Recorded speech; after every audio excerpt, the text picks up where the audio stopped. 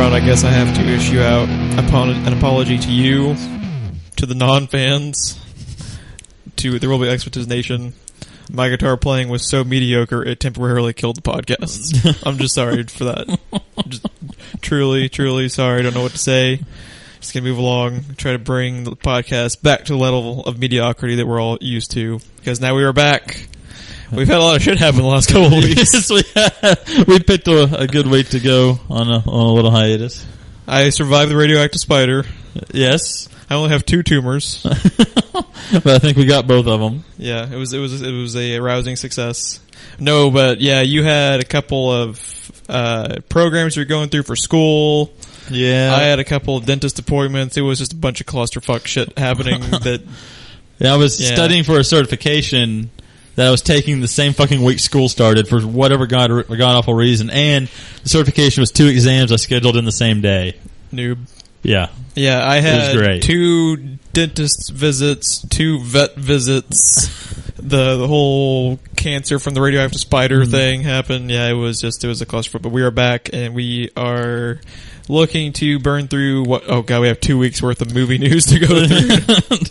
Pretty much, but a lot of them there's not a lot to talk about, but they're worth mentioning. Yes, so we will get started with the movie news, and Star Wars Rogue One has been officially cast. Yay! Hooray! And then you learn that it's directed by the guy who did Godzilla. Oh.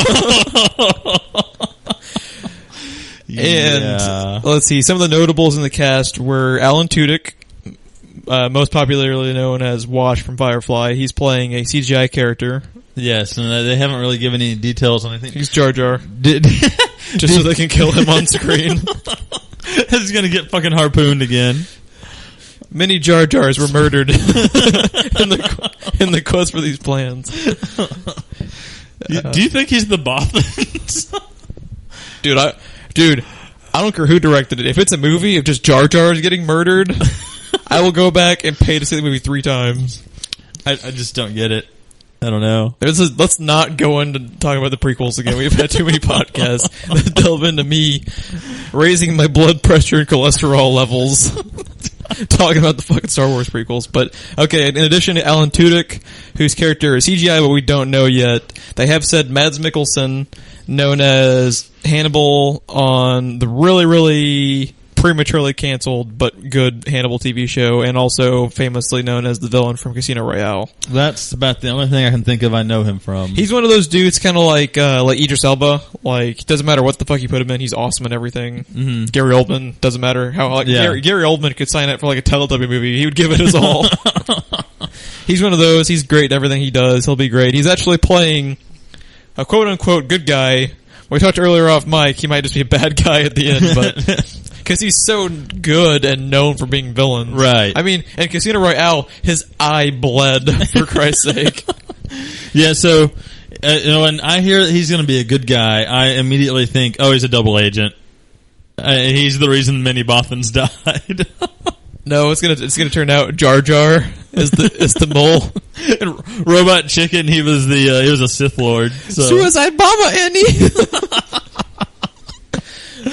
Who else is in this fucking movie? Those are the 2 notable ones for me, but I've already forgotten everyone else in this movie. Well, you didn't tell me to pull up an article about that. It's called the Star Wars Rogue One cast, and the notes are on. It is, but this article we have the worst article ever. We really do. It has the movie photo, but other than that, it was Felicity Jones, I think, is the lead, and I believe she played Black Cat in Amazing Spider-Man 2. But I think that's the only thing I'm familiar with. I think she's been in some other shit, but I'm not super, super familiar with the rest of the cast. It was, I think, for the most part... There's already a teaser trailer for Rogue One? Yeah, remember we reported on it? No. What happened was they teased it. You remember when they did the first Han and Chewie trailer for Episode 7? Yeah. They also showed that teaser trailer, Okay. And I saw the leak of it, but it was taken down before you could watch it. But it was. Do you remember me telling you it was the Obi-Wan talking about the rise of the Empire and shit, and then it pans up to the sky and it's the Death Star. That was the teaser for it. Yeah. Okay. Yeah. No, I remember hearing about that. Yeah, that was taken down before I ever got to see it. Very, very cool teaser. Did you find anything else out now in that article? No, without going to IMDb. Okay. Yeah. Well, screw it. The notable ones are Mads Mikkelsen and Alan Tudyk. We're so great at our job. We just report. We don't need the facts. Fucking do it live. Just fucking do it live. Yeah, I am really, really curious about this movie. I like how it's, for the most part, Suicide Squad for Star Wars, meaning they can kill off anybody, which is incredibly cool. Did they change the title? Rogue One, a Star Wars story? If they have, I have not. Rogue One is so much better than a Star Wars story. Rogue One, the E-True Jar Jar story. Yeah, Felicity Jones, Mads Mikkelsen, Ben. Oh, Forrest Whitaker. He was the other. Yeah, Forrest Whitaker, Alan Tudyk, no name. Everyone else was kind of no name. Yeah, they start losing me. They used the budget for all those people. Gareth Edwards directing, John Knoll. Story. Thank God George Lucas is just credited with characters. He's not associated with us even a little bit. Oh, thank God. That's all I had to say on that. But yeah, we're going to talk about amazing casting photos or amazing photos from a set period. Dude, I'm still geeking out over this. I'm not even a big fan of this project. Oh my God. If you have not seen the image of Michael Fassbender in the assassin's costume from Assassin's Creed, you need to Google Michael Fassbender Assassin's Creed. Listen. Right Yeah, now. quit listening to us and go to Google immediately. You don't have to give them any more reasons to quit listening to us, Jeff. They did that a long time ago. This costume, just like the Wonder Woman costume, has no business looking this good, and they are taking this game this movie based on this game much more seriously than I thought they would. That costume, when I first saw the image, I thought I was going to have to scroll down to get to the actual image, because this was from, like, Syndicate, like one of the upcoming PS4. Yeah. I was like, holy shit, that's Michael freaking Fassbender. Like, that is the movie. And it's freaking incredible how close they made that look like the game. And the movie is supposed to take place in Spain, which none of the games have. I think it was like 15th century Spain. Something like that. Totally new character. They're not doing... The costume is very Assassin's Creed, but it also looks like Spanish from the era. You know, they've done a fantastic job, and it looks like he can blend in better since he's not the only dude in a white hooded costume. Yeah, the costume you talked earlier when we were talking about this earlier in the day when the photo got released, that it gave you kind of like a Hobbit, Lord of the Rings kind of vibe. Yeah, to me it kind of looks like that, or anything like we've seen from the World of Warcraft set. But yeah. I never saw. It just looks so sleek. I just love I never found out who designed it. Well, we've talked before. You're really into Assassin's Creed. And you have a moderate interest in it. Mm-hmm. My interest level for this movie after seeing that image.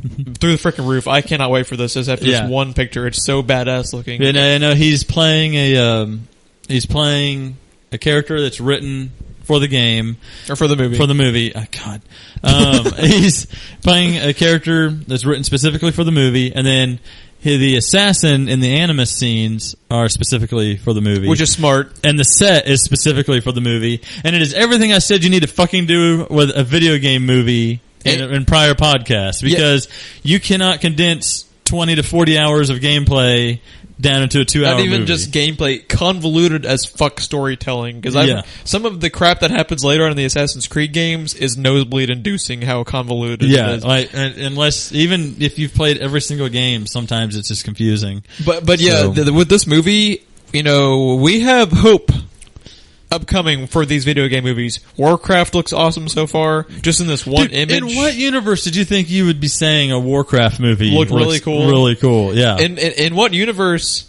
were they able to get Michael Fassbender to do a video game movie, because he's up there now. Yeah, he is. He's not easy to attach to projects, and they've been trying to get this off the ground for a long time, so it shows he's devoted to this concept, so he's probably really into the game. Yeah, because one of the very first things we ever heard news-wise, other than they were wanting to do it, was Fassbender. And then, the project died, and it came back, and it died and came back, and every time Fassbender was always the name attached to it. And not only him, but they've got Marion Cotillard associated with it now. They have a great cast. They have, I believe the director worked previously with Fassbender, if I remember reading it right. He worked with him on their recent adaptation of Macbeth.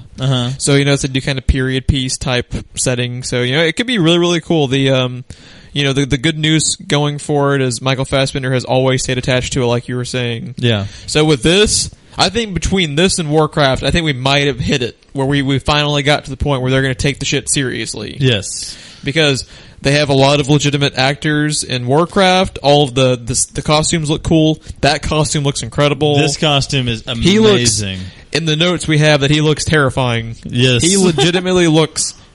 You don't want to fuck with Fassbender. Do not fuck with Magneto. I mean, you're used to being intimidated by him as Magneto. I am more frightened by that man right there. Yes, I am. Yeah, he's got the assassin's blades. He's got a black background behind him, and the way the hood is coming down is kind of obscuring his face in shadow here and there. And it fucking looks like he's about to stab me in the gut with the hidden blades. And he's doing the classic pose from any of the box art you've ever seen with the blades out. His wrists kind of turned towards you and the double blades out. But yeah, look at that grin on his face. Like, that is fucking menacing. I told you earlier, this actually made me want to go back and get kind of caught up on the games. Because I played the majority of the first one, liked it. I've always been, I own Black Flag. I will eventually get around to playing the 3-year-old Black Flag. But I can't talk, so I just started Witcher 2, and I'm currently also in the middle of Assassin's Creed, and I still haven't finished Last of Us. You're in the middle of 5 or 6 different games that you're never going to finish. Fuck you. So I think I remember, wasn't it like December 2016? We reported an original release date when they had the poster out. I want to say it was like December 2016. December 21st, 2016. Yeah, so, 2016. 2016 is going to be a hell of a year. Deadpool, Civil War, Batman v Superman. Doctor Strange. Doctor Strange is November, isn't it? Yeah, you got this in December, man. It's crammed. Is there any Star Wars anything? Rogue One, I think, is next year, too. Dude, I've already closed that article, but yeah. Next year is going to be intense. Yeah, it is. And make this year look like garbage, because this year's ended up being kind of a big disappointment. Seriously. I cannot wait for 2016. I don't know what to do with 2016. And speaking of not knowing what to do, and Michael Fassbender.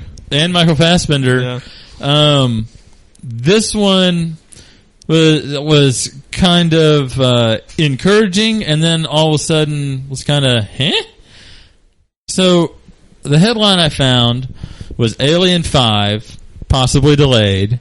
And then right there I stopped and was like, oh wow, okay, because the last time I heard about it, someone did a bunch of concept art and then they finally gave them the go-ahead. Yeah, it's Neil Blomkamp, known for Elysium, and Elysium was okay, but District 9's awesome. Yeah. I love District 9. And he had done a bunch of stuff that, I don't remember if he put out on the internet or it just got to the internet. A bunch of artwork, really and cool everything. looking, really amazing art. Shit for Alien. And then next thing you know, they greenlit him to do the movie, and then you just quit hearing about it.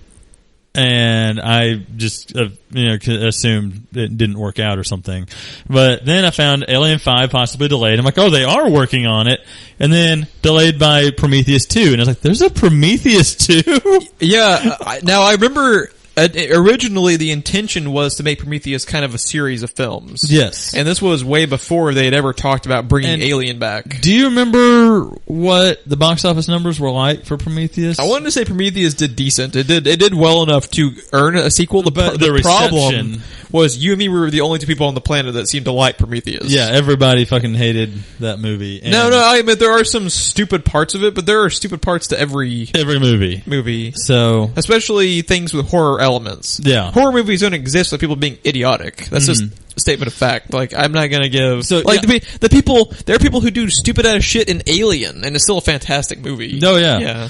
So, they're still talking about Ridley Scott for Prometheus 2. He's officially doing it. Yeah, I think Yes. I think he tweeted or something that my next film is Prometheus 2. So Yeah. it's kind of stunning, totally out of left field for me too, because I thought this was dead in the water Yeah. a while back. I really did too. I thought that first Prometheus film was all we were going to get. Very odd though, because to me, wouldn't you want to get Alien 5 out before Prometheus to kind of get attention back towards, like, kind of goodwill towards it again? I guess. Or is what they're worried about Alien 5 being better, so they don't want... No, I don't know. I think it also just depends on how far along they are. Like, if they already had a script for Prometheus 2 and Prometheus 1 came out, versus them still writing the script for Alien 5 or something. Yeah, they've been very hush-hush about all of these, because Yeah. like you said, we didn't even know this was a thing anymore. Yeah. And So, also... but as you mean, you and I being very huge fans of the Alien franchise, and then being the only two people on the planet that like and we Prometheus. didn't know about this. Yeah, I was both excited and saddened by this headline. Yeah, I'm actually... talking about Michael Fassbender, my favorite part of Prometheus was Michael Fassbender, because I thought he was an Fucking incredible milk-driven, android. Android. Yeah. Yeah, so, no, I am glad that we're living in a world that's going to be revisiting Alien, though. Especially by the guy who did District 9. Have you seen District 9? Oh, yeah. Yeah, I love District 9. Yeah, District 9 was amazing. One of my favorite movies that year it came out. I think it was like, God, it's been 5 or 6 years now. It seems like it just, recently I saw it, but it has been quite a long time. Very, very cool to see that director, because if you remember, he made like his short film on YouTube, and that actually got him into making District 9, because District 9 is like the full feature length version of his short film. Yeah. And then he gets attached by, I think it was Peter Jackson, when he was trying to get Halo off the ground, if you remember that. And then Halo ended up being canceled. And then he let him make his YouTube movie, the full District 9 version. And then to go, after 2 films to doing Alien, that's a pretty impressive run. Yeah, it is. Especially with the following Alien has. Like, he's got a lot riding on that. For sure.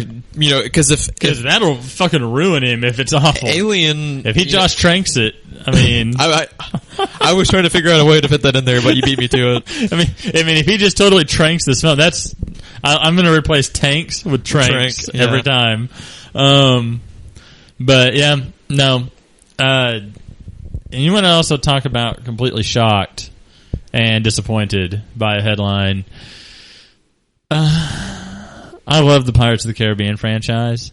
I like parts of the Pirates of the Caribbean franchise.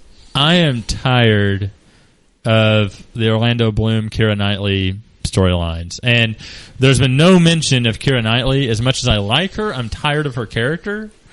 But I'm not even a big fan of her in general. I liked her in the first one. They were all fine in the first one. In the second and third one, was it just me, or did they make everyone not named Johnny Depp douchebags? They really... Especially in the third one. They're all assholes, and none of them are likable other than Jack Sparrow. Yeah, exactly. And it's just like, okay, I'm fucking done with you guys, thank God. And then the fourth one, which is probably the weakest of the whole franchise, I will admit. The one actually, this might be kind of controversial, I'm not that big of a fan of the second one.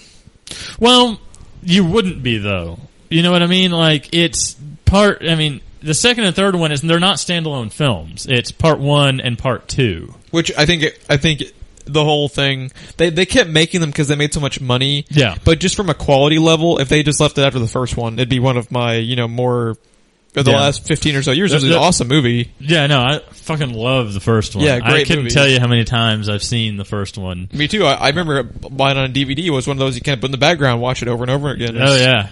I mean, they're just fun films, but we're getting fucking Will Turner back in the new one. You want to know why? Because Orlando Bloom left thinking he's going to have a career, and then his career tranked. So yes. So he comes back for Pirate 17. Yeah. Well, what the fuck did he do? He's like, hey, Peter Jackson, here you're making those Hobbit movies. Yeah. Legolas isn't in those books, but I'm kind of needing a paycheck, so... So, yeah, I mean, that's about all he's done, isn't it? He didn't do anything else. Now, I don't know if he's doing anything on stage. that's always a possibility. But from a Hollywood perspective, it appears like he hasn't done anything outside of Legolas and Will Turner. Yeah, that was his name. Yeah. So yeah, it kind of looked like it's. I mean, I almost so. Would you have rather them just do another Jack Sparrow movie like they did with the Blackbeard one? Yeah. See, I think so. Because I would have rather seen just another Jack Sparrow movie, but that solo Sparrow movie wasn't super great either. So they all but I mean, I don't attribute it to the fact that we were missing Orlando. Yeah, I totally agree. Knightley, yeah, especially. I mean, to me, the script in that one wasn't nearly as fun as any of the other movies because. I mean, regardless of what you think of the storyline or anything, kind of like Guardians of the Galaxy, just not to that extreme, those are fun movies. And it was just kind of bland in the middle on that fourth one. Yeah. Dragged. So, I mean, there wasn't even a whole lot of humor in the middle of that one. And, the strength of at least the first one, it's hard to say what happened to the rest of them, but like the first one, like, it was Gore Verbinski, really talented director doing it. And I don't know who did solo Sparrow one. Being based on a Disney ride, I mean, this was something you'd never seen before. At the same time, I mean, when that first movie has no business being as good as it was. No, it really doesn't. Because when would you have imagined on the Pirates of the Caribbean ride that when the moonlight comes out, they turn into fucking skeletons? I mean, Jeffrey Rush was an awesome yes, pirate. He was. I hope he's coming back. I'm sure he is. I think he, like Johnny Depp, just loved playing Barbossa. Yeah. So I hope he's coming back. Maybe they'll bring back Orlando Bloom just to kill him off. I love that. Have you heard the name of the movie? I love the name of the movie. No, I have not. Dead Men Tell No Tales. I dig that. I mean, it's supposed to be about the Fountain of Youth. Yeah. So, and that's not just going off of. No, wait. Was the Fountain of Youth? Was that the Blackbeard one? That was the Blackbeard one. What the fuck's this one about? They teased it at the end of the movie because he has a map leading to something. I just don't remember what happened, or what it was leading towards. It could have been the Fountain of Youth. I really don't know. It's Jesus. What has been like 3 or 4 years now since that movie came out? I don't remember. I think I'm starting to confuse the third and fourth one. The third one was at World's End. Yeah, I know that it was at World's End, but I can't remember when the map for the Fountain of Youth was. Whatever the plot was going to be, they did tease it. So it's not out of nowhere. It's not out of nowhere, but Orlando Bloom coming back was out of nowhere because they already wrote their characters off. Yeah, they did, and spoilers for Pirates of the Caribbean. Yeah, I don't know what they're going to do with him. I don't know. I'm assuming maybe they'll kill him off again. I'm assuming that means I'm down with that idea. I'm assuming that means the Flying Dutchman's back. I don't know if they're just going to try to be getting him off of the Flying Dutchman by the end of the movie. All I care about is if Johnny Depp and Jeffrey Rush are back. I don't give a shit about anyone else in that movie. So yeah, we'll see. We'll see. What is it? Is it Pirates 4 or Pirates? That's 5. This one we're talking about, right? This is Pirates 5. Okay. So also, one more thing I wanted to note is I feel like that's kind of late. They've already been filming in New Zealand and in Australia. Yeah, didn't Johnny Depp get hurt or something and they had to delay filming a little bit? Yeah, he injured his hand. And then he had the poodle fiasco. Then he had the poodle fiasco, so yeah, we'll see. That's the plot. That's the sneaking chihuahua. Tell no tales. He sneaks chihuahuas into Australia. That's the freaking plot. It's all about Australian customs. That's amazing. I would watch that. I would totally watch that. It would probably be more entertaining than this Will Turner movie. I guarantee you. Yeah. So, speaking of something else I'm excited for, I thought that was a good segue. Good for us. Fucking segue gold. I wouldn't go that far. It was good for us. You and me have talked about a lot about like what cartoons we grew up with and stuff. Fucking Scooby Doo played on loop for me. I did also really, really like Scooby Doo as a child. It didn't carry over as much for me. Like I don't. I still fucking love Scooby Doo. Now I will still. But any of the new cartoons are shit. Exactly. I will still. I don't even know if they still play them, but like on Boomerang. If you find Scooby Doo on at like 2 a.m., I would still watch it. The old ones.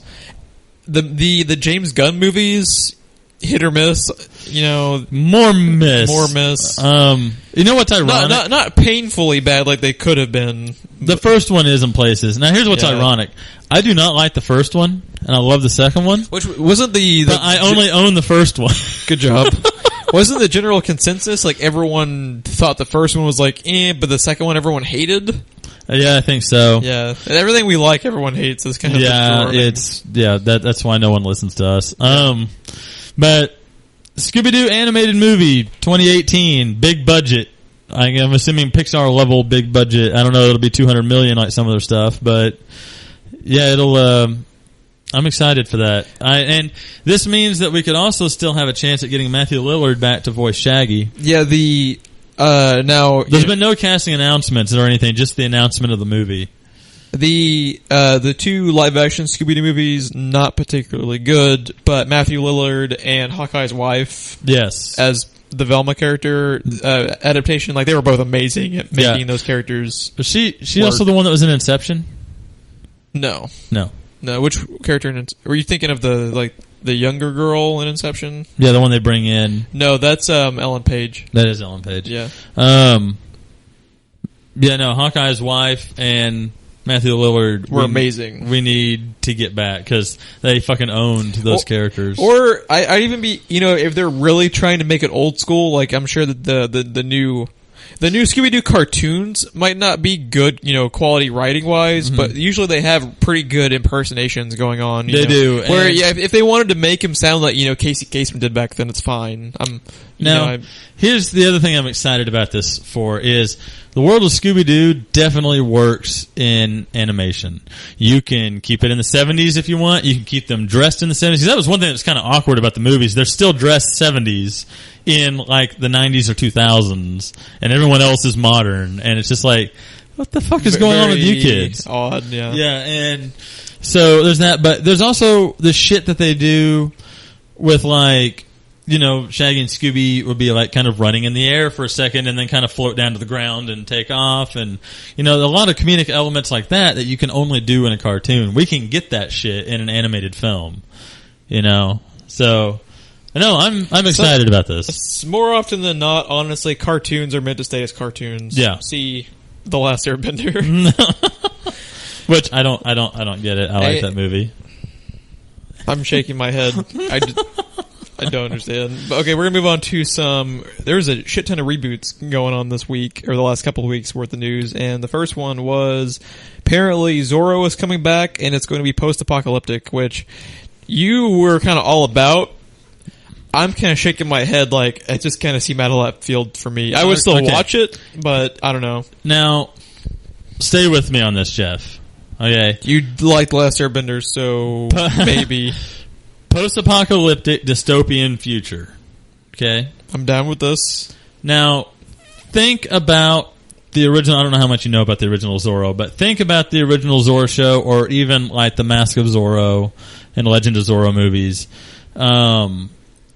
Basically, rich guy dresses up in costume and fights on the behalf of the people and the poor people against any of the rich people that hold all of the power and the government that's trying to oppress and all that. And that was back then the story. So now post-apocalyptic future dystopian society, it's more or less the same thing. You're just changing the time period. Yeah, it's a script where you can kind of move the archetype of it anywhere you want, and it works. I'm just saying, can we have George Miller direct car chases? Dude, man, that's the thing too. A lot of things that I read about it when I was researching it was pointing out like Mad Max. I think this is a complete reaction to everyone loving Fury Road. I think it is too. And I don't think it's going to be, so far apocalyptic as Mad Max. I think you're looking more at like Escape from New York, Escape from LA kind of level, where it's not, the world, desert world, no water. It's not so far gone. Fucking mutants and stuff like that. I think it's going to be more Kurt Russell post-apocalyptic as opposed to George Miller. It could be cool. It could be cool. Now I forget. Did they have any director attached to this or anything going on yet? I think we just had the conceptual idea. Release. I don't even remember if it's an official announcement, to be honest with you. Kind of just rumblings. Yeah. So, but I was a fan of the black and white Zorro. I grew up with the black and white Zorro, Scooby-Doo, and Batman 66. That's what I grew up watching. You're making yourself sound so much older than you actually I know, are. right? You're making yourself sound like a 55-year-old man right now. And I would tell you right now, I thought I was the only one, but I was listening to another podcast where they mentioned that one of their favorite movies of all time was Zorro and the Gay Blade. If you've never seen That sounds like such a porno that you have no idea. Dude, basically Zorro goes out of town and leaves his gay cousin in charge for a little bit, and people are like, so Zorro's outside, but he's in a bright banana yellow suit, and then like later he has like a hot pink suit, and like he keeps like changing. He has like a rainbow suit at some point, and then Zorro comes back into town. Like, what the fuck is going on? I'm sure. Has there been a riff tracks of this? Because this sounds like riff tracks 101. I don't know. If they haven't, they've missed their calling with that one. I would totally be okay with it. I'm fine with both because Zorro and the Gay Blade was fucking hilarious. Just Zorro and humor are not directly associated. Like, they had some funny things he would do, like he'd carve a Z into someone's ass or something, but not anything like this. So, and I think they did it because it was color at that point, too. So, but no, it was really funny, and you totally could not get away with it now because it was all the gay stereotypes and archetypes. And so you haven't seen Pulp Fiction, but you've seen Zorro and the Gay Blade. Fuck yes. He had a crushed purple velvet suit. I'm just gonna move on.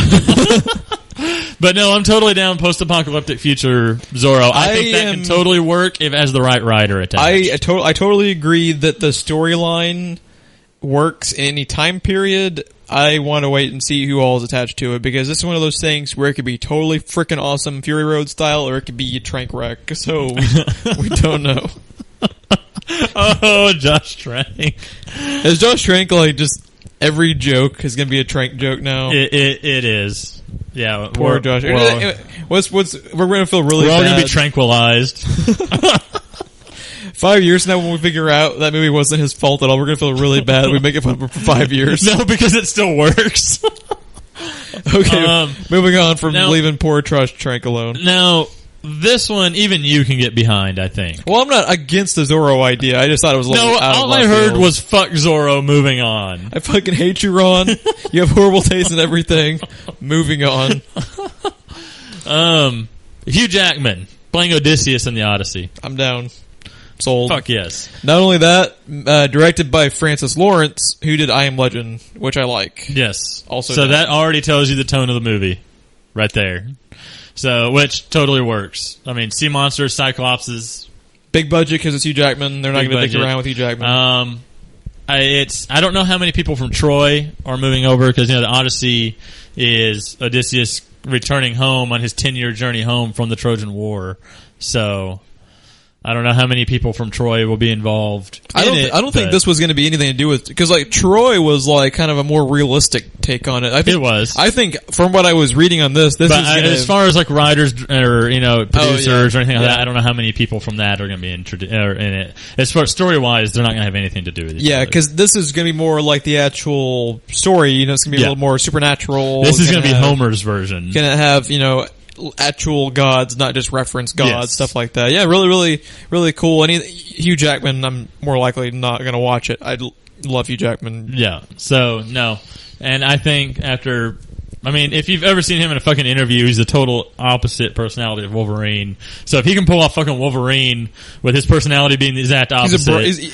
He's Wolverine. He's also a Broadway singer. Yeah. He's the obvious choice for Odysseus, I think. Yeah, super excited for that. More details will come later for that, because I think that's another one they've just kind of... Was it an official announcement? It was an official announcement. Cool. But I think that's as far as they've got so far. All right, well, they had another reboot, which they're trying to get off the ground in Hollywood, and that is He-Man. Nothing from my childhood is sacred anymore, Jeff. At least Michael Bay isn't associated with it. True, because... by the power of Grayskull, and then He-Man just explodes. Although, I kind of want to see Michael Bay do a He-Man movie with LaBeouf as Skeletor. Yeah. Just do it! That should probably be a better movie than what they're going to make. But here's the thing. The guy that wrote Thor, what the fuck was Christopher his name? Yost. He did I think it was at least a draft of Thor: The Dark World. And he's now writing Thor Ragnarok, Thor 3. He has been tapped to write the script for this. He He's been associated with this. I still am on the opinion where this is one of those I could easily see never coming to fruition. Yeah, but I don't think that's the case. You think it's going to happen? I think it's going to happen simply because they have fucked up everything else from my childhood. Why not? What's one more? What's one more? At this point, my soul has already been crushed. So you've managed to not watch the Turtles with Megan Fox, and I'm sure that would just crush your childhood hopes and dreams. I don't think I could get through those movies without crying. I really don't. No, He-Man, I loved He-Man. I had every toy. I had several of every toy because I always fucking lost their weapons. And you are obviously from this, and we've talked multiple times about Transformers. You are a child of the 80s. I'm of the 90s, so I have no affliction for He-Man even a little bit. Yeah. See, the issue that I had with the 80s movie, because aside from this, it's not a terrible movie. I've seen much worse movies. I've seen much better movies. But I think for the 80s, Skeletor looked fucking awesome. Yeah, we actually looked up some photos earlier. Yeah. He looked a lot better than the 90s Red Skull we compared him to. For fucking 80s graphics and stuff, Skeletor was the thing of nightmares back then, you know? Yeah. So they even got Frank Langella. Like, Frank Langella is now an Oscar-nominated actor. Somehow they got him for the He-Man movie. But the thing that bummed me out was, of course, we had to do the fish out of water thing where of course somehow they got transported from Eternia to Earth, and you know they're dressed funny and they talk funny and they don't fit into the culture and blah blah blah. And we got to get back to Eternia because Skeletor, and you lose me anytime you do shit like that. So I've always kind of hated that movie just simply because of that. If I fast forward through any of the Earth stuff, it's not a bad movie. Okay, so here's a question. You're in charge of the script. You're a producer. You're kind of figuring out the tone. Mm-hmm. Do you want this to kind of emulate kind of the 80s vibe like they do sometimes like with Transformers? It's kind of like a fun action romp. Do you want to be a little more taken seriously? Like, what would you like to see from this, being a fan? I think I would like it to be a little bit more serious and a little bit more dark. Skeletor... If you get a good actor for Skeletor, you can do some cool shit with that character. I mean, if you really think about some of the shit that went down in that cartoon and some of the shit Skeletor pulled and stuff, that's a fucking dark cartoon. It's just a dark toy commercial. It had, I mean, other than He-Man himself looking really, Stretch Armstrong. Yeah. Almost like, they had really cool character design for quite a few of the characters, especially, Skeletor's an iconic looking character. I always really liked Man at Arms. They had, cool character design. Obviously, back then it was for toys selling, but for now, you can make interesting characters off of them. Yeah. So. And, when we're living in a world where Ben Affleck is Batman and Michael Fassbender is wearing a fucking suit from Assassin's Creed that looks like that, and Wonder Woman's costume is now real and looks cool, then there is no way that a guy that took Thor all the fucking and they made characters, Warcraft look cool. Yeah, and then made me give a shit about Thor. I mean, I think this movie has actually a lot of potential, but I don't think it's going to get past. Anytime you talk about He-Man, people automatically start laughing. I think that's going to be one thing it's going to have to overcome. It has a bad stigma associated with it. And a big part of that is, like I was talking about, He-Man himself looks ridiculous. You would need to adjust that character. What they should do is don't make him look like Conan. Yeah. I think if you cloaked him up a little bit, and, he doesn't even have to be... size like The Rock. Yeah. He gets his power, from magical powers, right? Yeah. So he doesn't technically have to be a huge, like, wrestler-sized guy. A skull-shaped castle fires a lightning bolt to his sword and fucking transforms him Thor style. Yeah, so you don't necessarily have to have... And then he rides a giant fucking cat into battle against a skeleton. You know what's going to happen, right? He's going to be He-Man. In, like, every movie you see... Chris Hemsworth's brother, and you're just like, they only have him because they couldn't get Chris Hemsworth. It's going to be Liam Hemsworth as He-Man. I might take that over my other fear. Whereas right now, the only big muscly man in Hollywood that comes to mind is The Rock. And I think The Rock's too busy, and at the moment, a little too A-list to be He-Man. Yeah, I do not... I am one of the few people that is still not burned out on The Rock, and I still like The Rock. I do not want him in my He-Man movie. I actually have a confession to make. I just finished the first season of Ballers. The Rock. Is the season already over? Yeah, it was just 10 episodes. Shit, that was quick. I just finished the first season of it. Seeing him in a character-driven little TV show, totally back on board with The Rock. I still think he's in too many franchises. Yeah. But I like seeing him take a step back and do something more character-driven. I've always thought that he was, actually a pretty good actor. He's a very good actor. I think part of what proved that for me was The Rundown. Yeah. One of the reasons I have, over time, cooled, on how much I like The Rock is he had a period of time where he was in like 25 Disney films. Yeah. And now, I mean, I'm totally cool with him being, I think he's Black Adam in the DC stuff, but, yes. He's in every franchise, and every franchise he isn't in, they crowbar him in, like G.I. Joe. They, killed off the entire cast just to have The Rock. Yeah. I still haven't seen that movie. I still haven't seen the second one either. We're probably not missing much, honestly. So. Yeah, I mean, from what I hear, from your opinion of it being a big fan, you're kind of cautiously optimistic. Like, it has potential, which is pretty rare for me. Yeah, like you draw the fucking line in the sand at Batman, but He-Man, they got a chance, man. Well, here's the thing. Like I said, if they fuck up He-Man, He-Man's already a joke for a lot of people. That's true. It doesn't have the gravitas going for it. I mean, basically, they can't damage it. I have a lot of fond memories of it. I had all the toys. It was cool when I was a kid. It does not hold up whatsoever, in my opinion. You have to be a mega fan of He-Man for that to still hold up. Yeah. I mean, you want to talk about Transformers being a toy commercial? He-Man was like the epitome. He-Man and G.I. Joe were both like the epitome of toy Transformers commercials. was also bad about that, but not as bad as G.I. Joe was the ultimate, to me, toy commercial one. So what little I've seen, I being a 90s baby, I'm not as up to date on all of the 80s cartoons, but I'm kind of familiar with them. Exo Squad came along in the 90s, and I said, fuck you, G.I. Joe. So give me giant fucking robots to pilot and exosuits. I will do that all day. For sure. Now we're on to the comic book / superhero movie news portion of the movie news. So first one up, George Miller has been rumored to be attached to Man of Steel 2 if that ever actually happens. Which is interesting to me just because if he works mostly at practical effects, Henry Cavill's going to have to learn how to fly and shoot lasers out of his eyes. I'm okay with this. And then there was also a follow-up report to this saying Henry Cavill is going to be so fucking tan from trying to absorb the sun so he can do these things. Okay, it being George Miller, they're going to have to figure out a way to crowbar in a car chase. Because he's never done a movie that doesn't have a car chase. If they crowbar in anything, it better be a fucking meth head on strings playing strings with a flaming guitar. Yes. Fucking Doomsday. Fucking Doomsday playing a flaming guitar. I am all over that. I'm so excited for this movie now.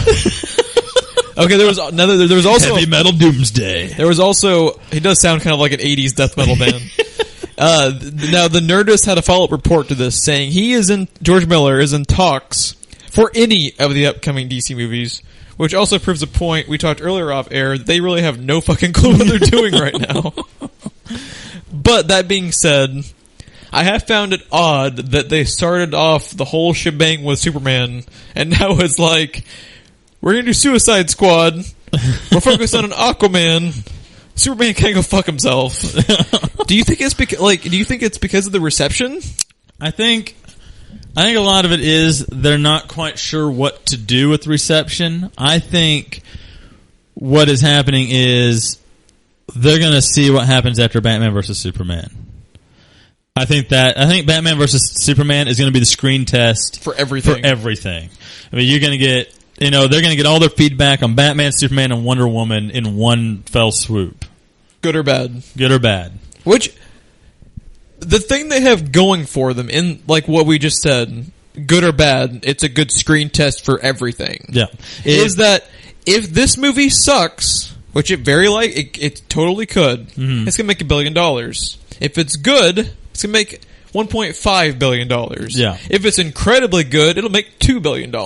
So no matter what, it's a license to print money. Yes. And So no matter what, any of those sequels are going to happen. I think they're just being cautious about what they're doing until they find out about. Exactly, which is because also... the Trinity are 3 characters that they can do whatever the fuck they want with. People are going to go see. Yes, and since it's going to be a screen test for everything, like let's say hypothetically speaking, everyone likes Batfleck. So those are that aren't in huge comic book fans or huge comic book movie fans. The Trinity would be Batman, Superman, and Wonder Woman. Yeah.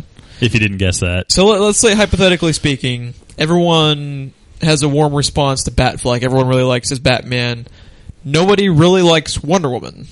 They, at that point, can kind of rework, like we were saying, the whole thing. Yes. So, what is a flaw in their setup in comparison to Marvel is Marvel has everything planned out to the year like 2065, I'm pretty sure. It's what it seems like. At least. It being kind of up in the air can help them in some certain aspects of this if things don't work. But it also feels like they're closing their eyes and throwing a dart. Yes, it's... I don't know what to make of it because Star Wars and the Marvel Studios, everything is so structured. I don't know what to think of it right now. It's all a bit like Batman v Superman is the litmus test for everything. Yes, so I think we'll find out. I'm so freaking fascinated by Batman v Superman. I already know that Wonder Woman and Superman are going to be amazing. I like what I've seen of Batman. I'm still not entirely sold on Ben Affleck. But for what you got to admit, from what they've shown, it looks pretty damn cool. But they are trailers, but it does look cool. The only thing that worries me, well, it's not the only thing, but the thing that worries me the most about that movie is the plot. How they balance everything. How they can balance everything. That movie has more. It's more cameo than movie from everything that we've heard. So yeah. You know, how they're going to balance out everything. I know, like, Aquaman and Flash and everything have, like, a 2-second, like, security camera footage cameo. Not even qualify as a cameo, almost. Yeah, so, yeah. I mean, I feel like a lot of it is going to be more Easter egg than cameo. But which, if it is more Easter egg than cameo, I'm cool with that. If it becomes an annoying cameo fest, if it just becomes actor after actor walking on the stage, like here's Cyborg, waves at the camera, walks off the set. Here's Aquaman, waves at the camera. Yeah, but yeah, 2016 is such like a cram-packed year of just like Civil War. I think 85% is gonna be really good. Batman v Superman is so up in the air, it's fascinating to me. What Civil War has going for it is we've had 2 Avengers movies, and this is basically Avengers 3. Avengers 2.5, if you want to if you want to clarify like exactly what it is. But yeah, Batman v Superman, I can't wait. Almost not even. I guess what I'm trying to say is that I can't wait to find out how it turns out. Because for good or better or worse, there are a million different ways that movie can go. It's just gonna be. And most of them lead into the shitter, but it's. I didn't say all. Don't give me that look. I mean, I saw that mind blown meme you sent me. Like that trailers are fucking awesome. But yeah, we need to move on to another part of the story, and that is that Batman v Superman apparently had a screening for what was like the Warner Brothers execs and stuff like that. It was on the Warner Brothers lot, and it was basically all the Warner Brothers people. And I believe it was one of the producers confirmed, because there was rumors that the screening had happened, and that's how you know there's anticipation for a movie. They're rumoring the fucking screenings for the inside people. But even they're like, holy shit, we gotta figure out what happened. But that rumor was confirmed by, I believe it was one of the producers. I don't remember who, or if I ever even heard who. But the rumor about the just confirmed rumor is that it received a standing ovation at the end. And because of the reception at their own fucking screening about the movie they just made, we went from one Batfleck movie, standalone Batfleck movie, to 3 within the next 10 years. The obvious reception being everyone fucking loved Ben Affleck as Batman. Yes, they are saying that he is the quintessential Batman, and basically after seeing this movie, you're going to say, Christopher who? Nolan? Never heard of him. This Christian Bale you speak of? Don't know him. That's the thing that I think one of my reasonings behind Ben Affleck, I think, being a good Batman, I think he will be a good Batman, in that Christian Bale obviously can act all around Ben Affleck. He's, just on acting talent alone. He's a much more talented actor. What I think Ben Affleck has going for him is this is a comic book movie. Yeah. And from what I've seen in those trailers and those brief glimpses is that's in those 5 seconds you see Batman fighting or using the grappling hook, that screams Batman to me. The image I can't get out of my head is that grappling hook on the side of the building. And what the Nolan movies are, except for Rises, are great movies that happen to star Batman. They're not comic book movies. They're crime movies. They're crime films that happen to star a dude in a bat suit. Except whatever the fuck Rises is. Yeah, we got to do our commentary for that. Begins and Dark Knight are crime films, and then Rises is just kind of there. Yeah, it's the redheaded stepchild of the Nolan, the Nolan verse. But yeah, it's I'm contractually obligated to make this movie. In that, it's when I say I think Ben Affleck is going to be a great Batman, it's because they get the tone right. They've got the character in a comic book universe, and it's Batman like we've never seen him before. And it's DC. Yeah, that's another good point. This is the DC Cinematic Universe, the DCCU. It's not just Batman, it's Batman as a part of a bigger world. Yeah. So when I say when I think Ben Affleck is going to be a good Batman, not only because of him, but because of the help he has behind him. Also, you've never seen anyone have Batman fighting being directed by a director who had any fucking clue how to direct action. Yeah. I love Christopher Nolan, has no idea how to direct action even a little bit. Half of what happens in Batman Begins you miss. You don't see half of Batman Begins what happens. Dark Knight is better, but compare even the best Dark Knight fight scene to the scene you see of Batman in the trailer. There's not a whole lot of fighting in Dark Knight. Yeah, I mean, it's true. They're great movies, but yeah. This has a lot going for it that if they to be nail clear, it, we're not shitting awesome. on Begins and Dark Knight. It's a different type of thing. Yeah. Yeah, it's a different take on Batman. So yeah, another thing I wanted to bring up before we move to the next topic is that obviously, you can say, well, this is Warner Brothers. They can just toot their own horn. They can throw out, well, we had a standing ovation. It was so good. We just said, Batman v Superman, if it sucks, it's going to make $1 billion. They don't have to artificially... That was the standing ovation. People were misinterpreting the standing ovation. We're fucking rich. Clap, clap, clap. They don't have to artificially create income for this because it's fucking Batman and Superman together. What part was your favorite? Don't care. I just saw dollar signs the whole time. Also, Warner Brothers is not afraid to admit they just fucked up. E.g. Green Lantern, which they have swept under the rug and basically pretended didn't happen and admit that it was a piece of shit. So they have no problem admitting when they've fucked up. So I think there is a legitimate, I think this actually happened. I really think. Not to go off on too big of a sidebar, I just do want to point out the biggest tragedy of the Green Lantern movie was losing Mark Strong as Sinestro. Oh, and then... who cares? Especially that ending credit scene when he gets the yellow ring and you see the suit. I was just about to say, it was a shame because he really, really could have just been a badass Sinestro. But, yeah.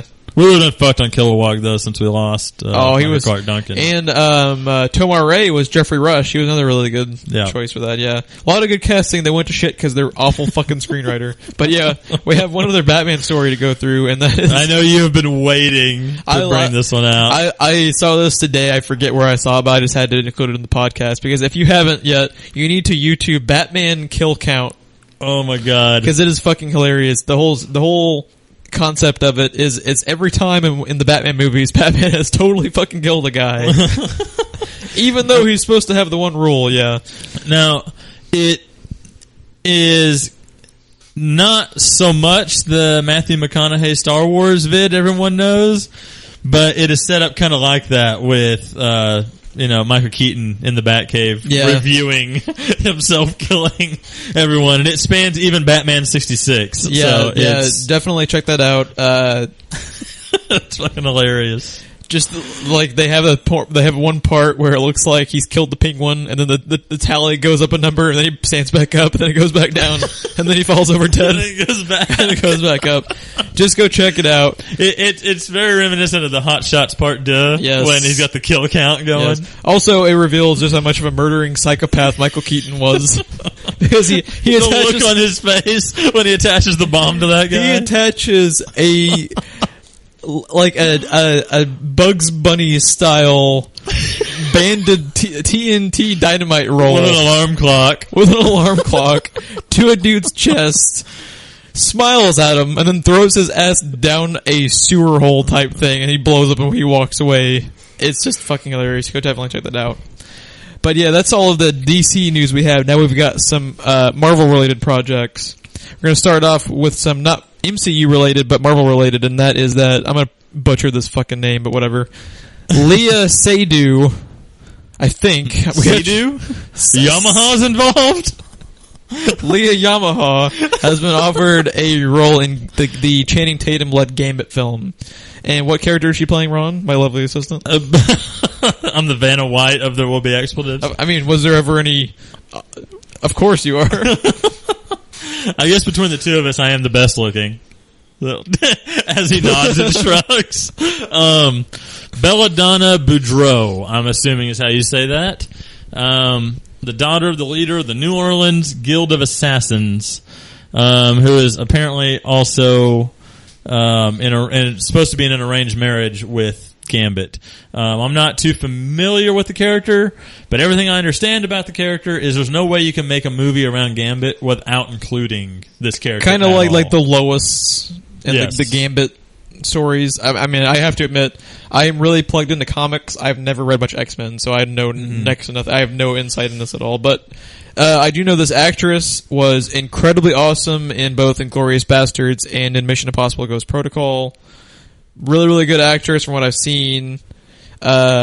Still really cautious on Channing Tatum in this movie, although I do like him more after the 21 Jump Street films. So this is, they've shown a lot of promise, which is shocking to say for coming from Fox with the Deadpool stuff. The Deadpool stuff all looks really faithful. Well, Fox is strange to me because they do pretty good work. Say what you want about any of the X-Men films, especially the original trilogy, but they do pretty good work with anything X-Men related. Anything outside of that, they just can't fucking do it.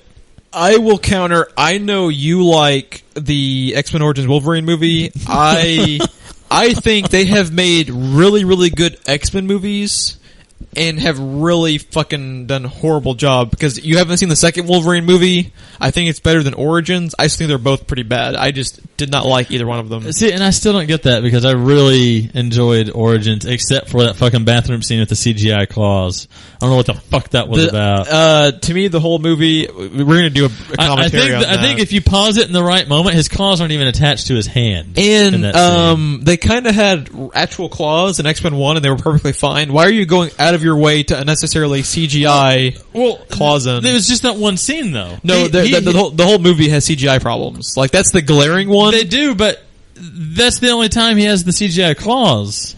I'm pretty sure they're out most because he's not even doing an action set piece in that, and there's still CGI. So I imagine in the actual action scenes, he's got CGI claws. Like, we'll have to rewatch the movie because we're actually gonna do a commentary on that. Because you like it, I fucking loathe that movie. I know you do. And I hate it with a fiery passion because I just think it's okay.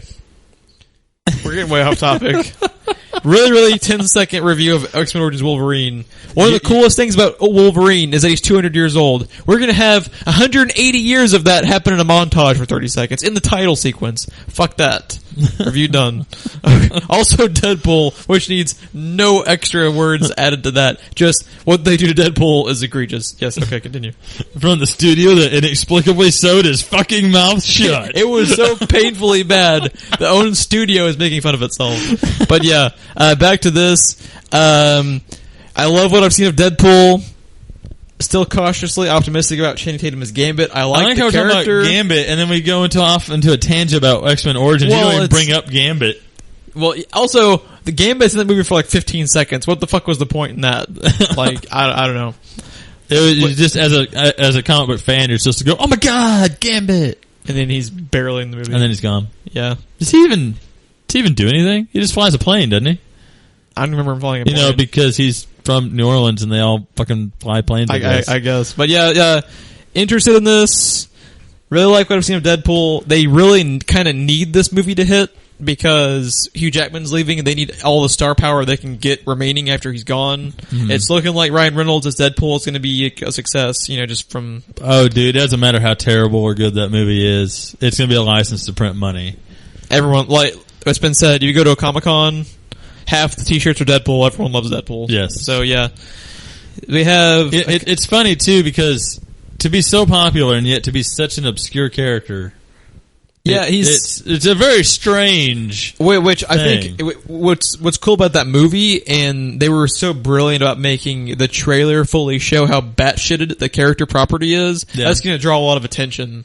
Where I think it's going to go from being obscure to potentially, if it's as good as the trailers are, or anywhere close to it, he could be, after Hugh Jackman leaves, like the face of the Fox portion of Marvel. Yeah. So we'll have to wait and see. You know, you never know. Also, I've been cautiously optimistic. I do think there's a chance Channing Tatum is a very good Gambit. Also, a big portion of it is the writing aspect of it. So yeah. We'll tell you it's being directed by Rupert Wyatt, also from Rise of the Planet of the Apes. I never actually saw that one. I like both of the new Planet of the Apes movies, so that's an encouraging sign. I thought both of them were pretty good. I don't think I've seen any of the. I don't think you have. I think we talked about it before, but you should check them out.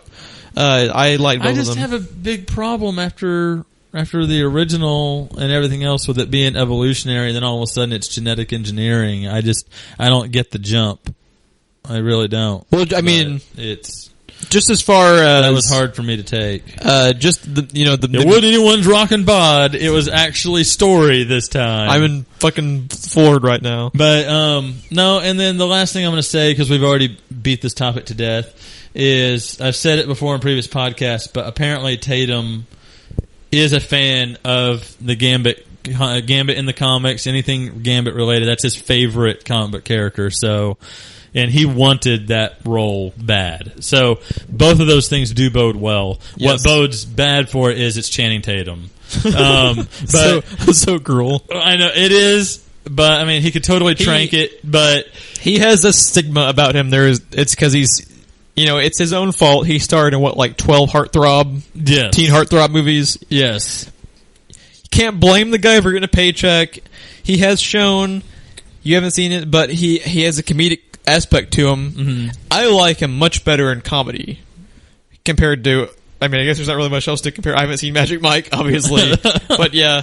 Which, he was a stripper in real life. Yeah, it was actually kind of based on his life, actually. So, yeah. But yeah, we need to move on to the next topics, and we have a couple of more Marvel, but major, earth-shattering, right? Casting news for Guardians of the Galaxy 2. Total fucking, mind-blowing out of left field. Oh my god. Actually, the only reason I included this was because I didn't even realize this was an option, that it couldn't happen. And we're dancing around it, but Vin Diesel is officially returning as Groot. Actually, they could have just imagine, from the voice of Groot, we get the voice of Groot. Actually, they could have just used the same dialogue from the first one. We would have not known the difference. I think that's why it was such a big deal that it made headlines. Is because they easily could have used those lines he did for Life. And you never would have known the difference. Yeah. But yeah, I just thought that was a fun story to include.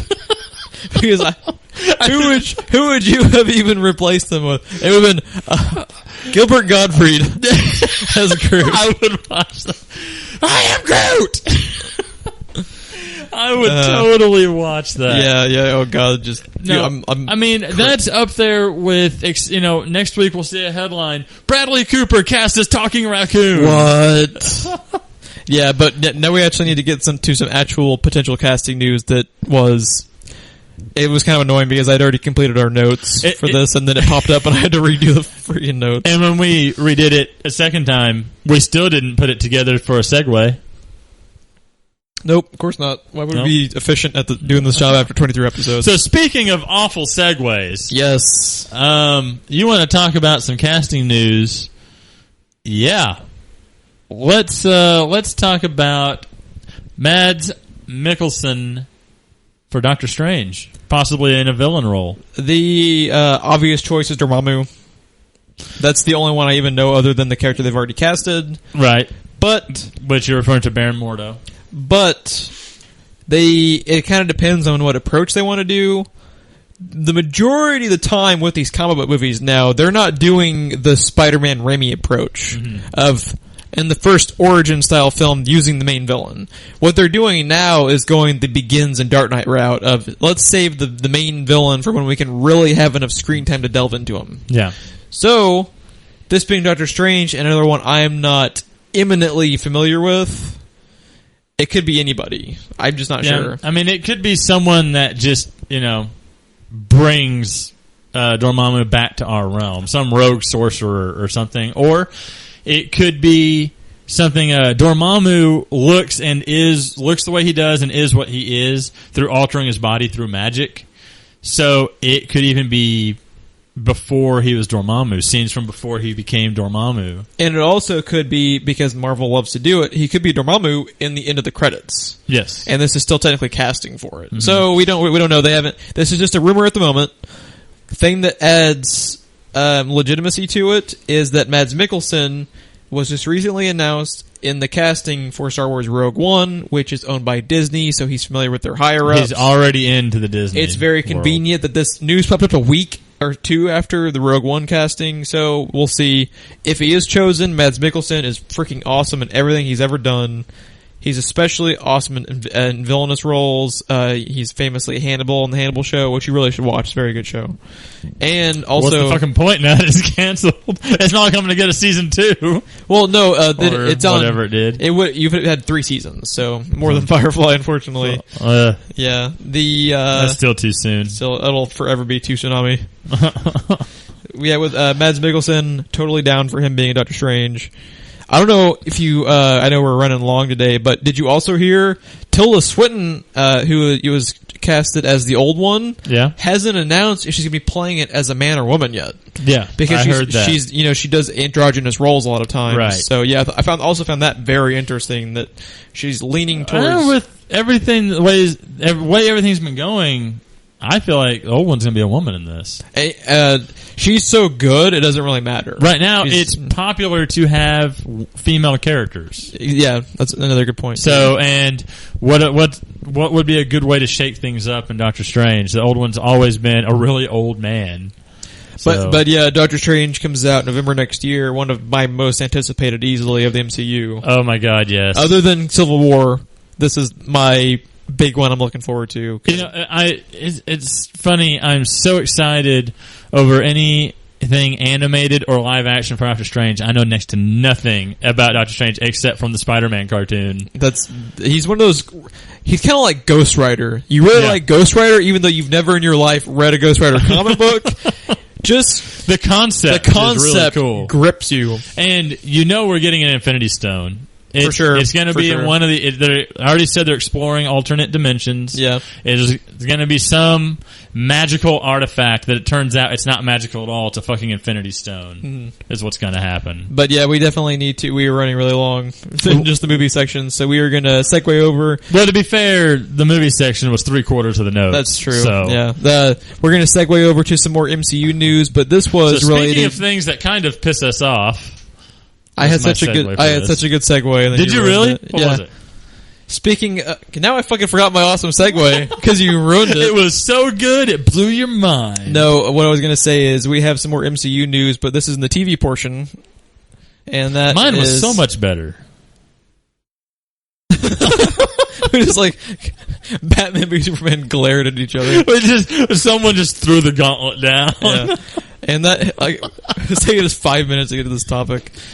S.H.I.E.L.D. is actually getting that second spinoff that was announced and unannounced like 7 times, and I'm actually irritated by this. Before we had, just for people that weren't following us or the news, they were considering either Agent Carter or this other spinoff. Which it turns out we're getting both. And the second spinoff we're talking about was supposed to star Bobby and Hunter, I believe is the character's name. Which sucks that this is actually getting made because I was happy it got canned because I like them in S.H.I.E.L.D. They're really, really good. I want them interacting with Coulson and May. So what I'm hoping is this gets canceled so they can bring them back to S.H.I.E.L.D. Yes. But it's going to have a Marvel red banner on it, so it's probably going to do well. So unfortunately, it looks like they're...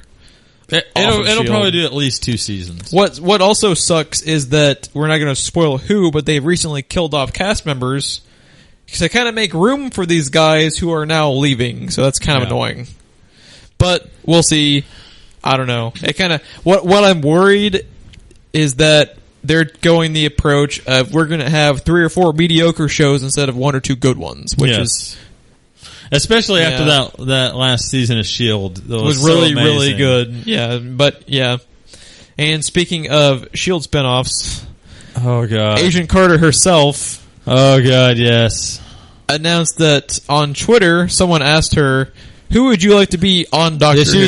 She was doing an Ask Hayley, like you see a lot of actors and actresses do, AMA, the Q&A, Ask Me and Anything stuff. type thing. Yeah, yeah, and someone, like you said, tweeted, "Who would you like to appear on Doctor Who as?" And her response was, "I would love to be Doctor Who." That's a badass response, by the way. With a capitalized B and E in B. And just the thought of that, the internet immediately imploded. I mean, people have been asking for years for a female Doctor Who. I would, as we say this all the time. If I'm Stephen Moffat, as soon as I would have saw that tweet, call her on the phone after Capaldi signed, done, deal. Sign her up when Capaldi's run over. Not saying replace Capaldi now. No, but just after when his run is over, sign her the fuck up because she would be incredible. You just said a big thing is female major characters. Yes. And this is one of the most popular characters on the planet at the moment. So to make her, or make him, I should say, a woman, would be really cool. And we know it's possible in that universe because spoilers for the most recent season, if you haven't seen it, I don't know. It happened. I don't know. That's as far as I'm going. Okay. I'm just saying. I don't want you to get too specific, but who doesn't on planet Earth love Hayley Atwell / Agent Carter? Oh god, she is freaking awesome. She would be an awesome doctor. She has the wit for it. Stephen Moffat, sign her the fuck up. Don't really know how long Capaldi's wanting to do it for. He's a little up there in age. Typically, they do 3 or 4 seasons. That's been, or outside of Eccleston, they've done 3 or 4 seasons. So yeah, down the pipeline, I would have already signed her up. Yes, for sure. But this might unfortunately be one of those fan wanted but never happen. Yeah, we'll see. It'd be really cool if it did happen, though. Well, the only reason I wanted to mention the spoiler from before is I feel like, again, we're talking about how Batman vs. Superman may be screen tests for fan reaction to things and stuff.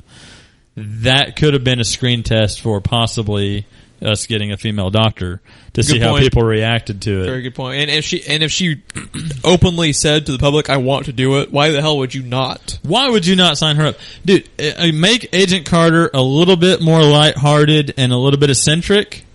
You have fucking Doctor Who right there. Exactly. So yeah, we're hoping that happens someday, but who give her a fucking sonic screwdriver, and give her a police box. And it would also, by the time Capaldi's done, the show will have been going on for more than a decade, probably at least 10 years. So they're starting series 9. So why would if he did 3 seasons, it'd be a season 11 when you'd have a new doctor potentially if he stayed for 3. Yeah. That'd be injecting second wind into the show. Oh yeah, making it a female doctor with an actress. Especially since some people, and I know 1 or 2 personally, quit when Capaldi came. Which I don't get. I really liked Capaldi. I don't like him as we're getting off topic. I know. Yeah. I don't like him as much as I did Tennant or Smith. Of course, but he's not bad at all. He's such a radical change. I don't mind the age aspect because traditionally Eccleston was older too. Eccleston was older, but traditionally in the 60s and stuff, they were older doctors. Which is we were getting too off topic. We need to get back. Yeah, but we're actually going to do it. The thing that is weird, I just want to say to me about him, because I just finished season 8 since it's now on Netflix. If you didn't know, go watch it. Is he's kind of mean, like Tennant and Smith will be kind of rude occasionally or whatever in a funny way. He's just downright mean all the time. Yes, which is kind of cool. They needed to change it up, but yeah, this would be awesome. Needs to happen. Stephen Moffat, get off your ass. Call her. Sign her up. Yeah, for sure. Moffat, I know you're listening to us. Why wouldn't you not listen to our podcast? Yeah, call her and set me up on a date. Good luck. Also sign her up for Doctor Who. Yeah. Getting a little carried away with yourself, but yeah. Speaking of casting decisions, which if they happen would make the geek world freak the fuck out, that is Jon Hamm. Jon Hamm and Doctor Who? I'd watch it. Jon Hamm confirmed he has been talking with Robert Kirkman about appearing on The Walking Dead as potentially Negan. And like I said before... Now, I just want to go ahead and throw out there, I've never seen anything with Jon Hamm in it, I don't think, and I have no idea who the fuck Negan is. And I'm not going to tell you who Negan is because I don't want to spoil who the character is or his alignment or anything. All I will say is that if he is indeed casted, I don't care who he is. If he was casted as anyone, he'd be a great addition because you haven't seen him in anything, but he's one of the better actors in Hollywood at the moment. He was great in Mad Men, awesome in The Town. You've seen Sucker Punch. He's the doctor in Sucker Punch, so you have seen him in one minor role. Is he the high roller? He's the lobotomizer. Is he really? Yeah, so you have seen something with him. I really need to watch that movie again. You need to watch The Town, because that's one of my favorite roles of his. He's the CIA or FBI agent going after them, of the bank robbers. Is that a Ben Affleck movie? That's with Ben Affleck and Jeremy Renner of the bank robbers. Very, very cool movie. But I'd watch it for Jeremy Renner. He would be an awesome Negan. Negan would be kind of a different type character than he typically plays, but he's Jon Hamm. He's a great actor. I think he'd be able to pull off any kind of role they gave him. But just that he was willing to confirm he's been talking to Kirkman is a good sign. I actually went and looked. Now, if he's talking to Kirkman, do we know for a fact it's about Walking Dead or Fear the Walking Dead? He said The Walking Dead. He said The Walking Dead. I don't think they'd be able to pull because Jon Hamm has been in A-list movies. They wouldn't be able to pull him to their spinoff. I don't think. Fear the Walking Dead doesn't have enough clout yet like The Walking Dead does to be able to draw him in.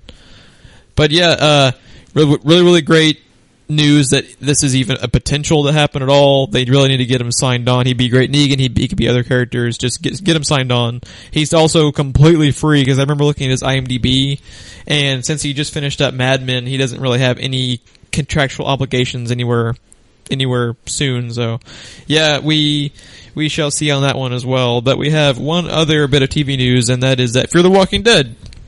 That happened. That finally happened. The pilot was unnecessarily an hour and a half long. I have no idea why it had the extra half hour tacked on. My guess is they knew that pilot was going to have 1 billion viewers, and they just wanted to make more ad money. So they told Robert Kirkman to make it an hour and a half long. See, you make it sound like anything Hollywood related is all about money, and I just don't think you just that's don't buy the case. it, right? Yeah. You just don't. It's just I just can't buy into can't that. buy it. Yeah, but we were making fun of it. I liked it. I thought it was a good tone setter for what is. Okay, it was good.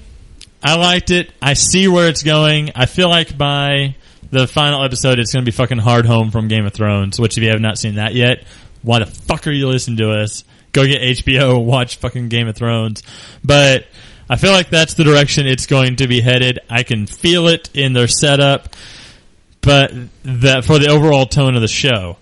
The tone of the episode, though, was we don't know how to parent.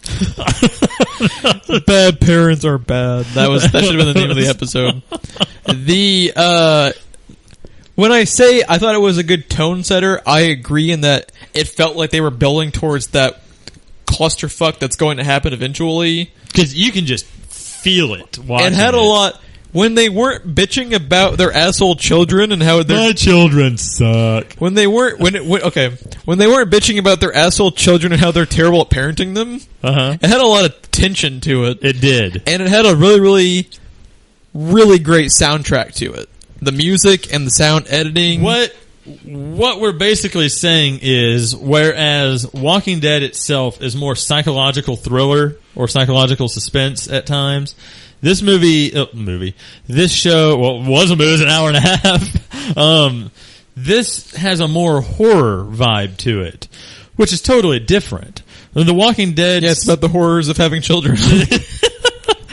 Or the horrors of having parent, depending on your viewpoint. Having those asshole children is more terrifying than all the seasons of The Walking Dead. But in Walking Dead, like season 1, they tried to go a little bit horror with it, and then everybody got fired. And season 2, everyone got fired like 3 times in that show. Yeah, but season 2 and on, they never really went for horror. They had a couple of jump scares here or there, but they never really went horror with it. And my concern this entire time was I have seen 5 or 6 seasons of Walking Dead already. How can you show me something different? You didn't want to see just a shittier version of the same product. Yes. Yeah. So what they did becomes very apparent in the first 10 minutes of the episode, where it's a fucking horror show. And I don't mean it's bad. I mean it's a fucking literal horror show. It feels more like Romero than it does Yes. Walking Dead, which is smart. They should make it different. Yes. Which- And the half of that effect that they got out of it, like you already mentioned, was in the goddamn soundtrack. Because there's a couple of moments in there, and I'm not going to tell you where or what they are, but there are several moments in there where absolutely nothing fucking happened, and I had adrenaline going. Just because of the music. Just because the music was... You can't... It's hard to explain. Any horror movie, anyone that watches horror movies knows that about 90% of them, everything is given away by the music. So all the effect is lost. The music may be good, the music may be part of what scares you, but you either know something's coming or know nothing is happening based on your musical cues. Not only is their music awesome, but their cues were in the right places. You know, they set a tone, they got you into a mindset, and they fucking got me a few times. Yeah, which they now what they're the type of music they're doing is very John Carpenter. Yes. If you're not familiar with John Carpenter, he did The Thing, and you know John Carpenter's The Thing. John Carpenter did the Halloween. He one of the most famous themes ever. Yeah. Was Halloween. So it's kind of that subtle but kind of in your face rising tension style of music, which I love. Yes. Wish it was more present, especially in horror. For whatever reason, horror has gotten away from that kind of music, even though it works perfectly. And yeah, they started this, I believe, in the regular Walking Dead, the last season, but it wasn't ever as present as it was in this, to me, where I was texting you as I was watching it 3 or 4 times. I brought up how much I loved the music. Yes. It was kind of like the star of the first episode. And one of the things that we brought up in previous podcasts and in text message when we were watching the pilot, which I'm going to tell you right now, if you haven't watched it yet, it's very piloty, but you have to forgive any pilot because they don't have as much control over a pilot as they do the rest of the episodes.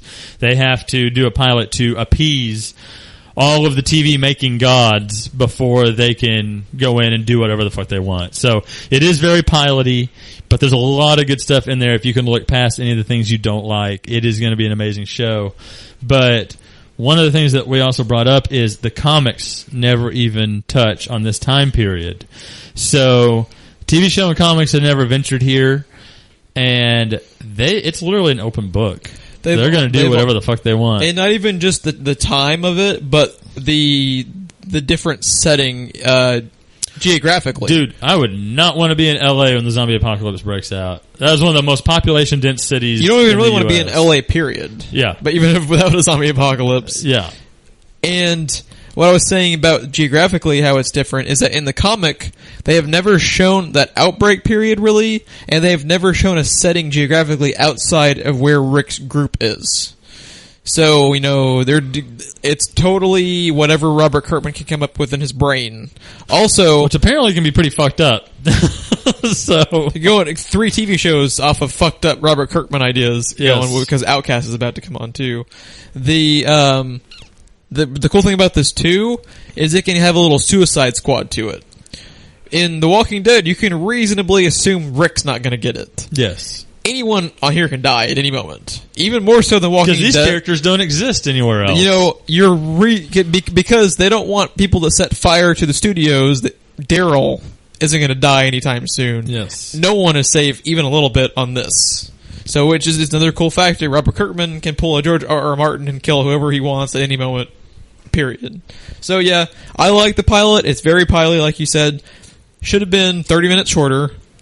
Yes. They should have had a streamlined 42-minute regular episode, but not even lying, I think it was a revenue decision by AMC.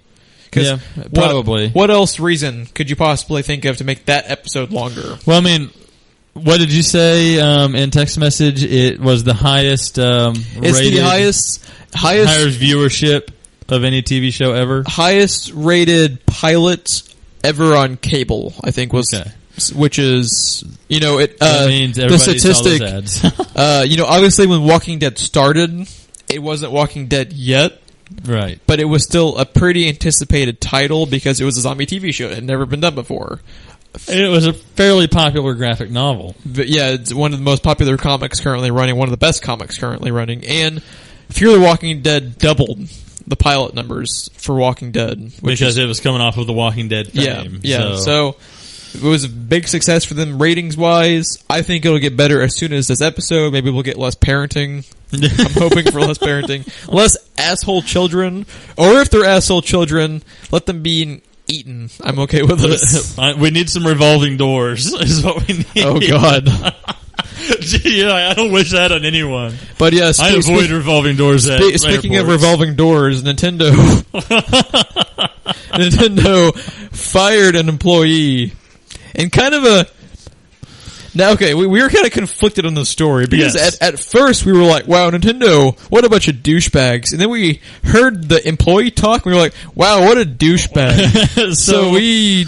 Yeah, it's like, now, Nintendo being Nintendo, and we've touched on this before with the Kojima thing and everything, Konami, being a Japanese company, we're never going to hear any more than what has already been in the news. Unfortunately. Which makes me sad, because this is also one of those things that absolutely fascinates me. Now, considering this is the American division, this guy may run his mouth, being an American. We tend to do that over here. Yes, we're very good at that. See this podcast. Yeah. So, basically, what happened was he went on a podcast. It's episode 76 of Part-Time Gamers, and Part-Time Gamers with a hyphen. There's two, one with a hyphen and one without. Which I was very confused when I was looking for this episode. And the very next episode is their reaction after he got fired for being on their show. But basically, Nintendo is very close-lipped about how they operate. And the assumption was he went into detail about his daily job and some of the details about how they operate and how they operate between companies. And so Nintendo naturally killed his family and he wound up dead in a ditch somewhere. But no, when we first heard the story, every news article that posted immediately said Nintendo fired him for running his mouth about talking about his daily job stuff, and that's what all the articles said. On a podcast that has like slightly more viewers than we have. Yeah, viewers. We're on YouTube. And here's the thing. Nintendo, of course, isn't commenting because it's actually illegal for them to, really. I mean, they fired a guy, and if they open their mouth about why, any reason, he can sue their ass. So they're not going to say anything. Depending on the terms of his termination, if he has a non-disclosure agreement or thing, he may not ever say anything. He also wants to have as much damage control as possible because he would like to work again in the gaming industry. That is a very cutthroat industry, and unless he puts something out on LinkedIn, at this point, he can still probably get hired. So, I'm curious, has Rockstar and Nintendo and all those dudes put up a memo delete your fucking LinkedIn account, you dumb bastards. How many people have to get fired for LinkedIn? What was really stupid, not to get too off topic again, but what was really stupid was it Fallout 4? It got late because of LinkedIn. Yes, and then, 2 weeks after that, somebody else got fired for the same fucking thing after it was all over the news that this idiot got fired. Really, people?